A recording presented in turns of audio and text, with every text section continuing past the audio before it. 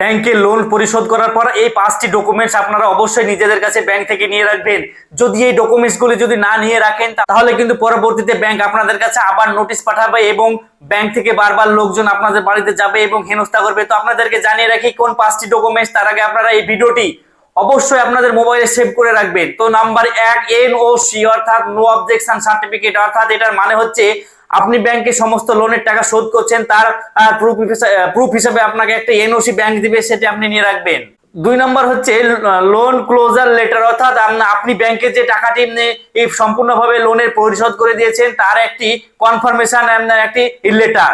3 নম্বর হচ্ছে final repayment settlement, অর্থাৎ এটার মানে হচ্ছে যে আপনি কবে কত টাকা লোন নিয়েছেন এবং আপনি ব্যাংকে কবে কত টাকা দিয়েছেন সেই বিষয়ে কাগজ। নাম্বার হচ্ছে রিলিজ অফ গোল্ড রাইট, অর্থাৎ ব্যাংক থেকে যদি আপনি কোনো গোল্ড লোন নিয়ে থাকেন এবং কোনো প্রপার্টি আপনি দলিল ব্যাংকে দিয়ে থাকেন তাহলে আপনাকে ব্যাংক লোন শোধ হওয়ার পরে এগুলো সমস্ত আপনাকে ব্যাংক ফেরত দিতে বাধ্য। 5 নম্বর যেটা রয়েছে সেটা হচ্ছে খুবই গুরুত্বপূর্ণ, লোন এগ্রিমেন্ট, অর্থাৎ আপনি যখন ব্যাংকে লোন নিবেন তখন ব্যাংক আপনার সঙ্গে একটি এগ্রিমেন্ট করে নেবে এবং পরবর্তীতে এই লোনের ক্ষেত্রে যদি আপনাদের কোনো সমস্যা হয় তাহলে আপনি সেই এগ্রিমেন্টটা দেখাতে পারবেন।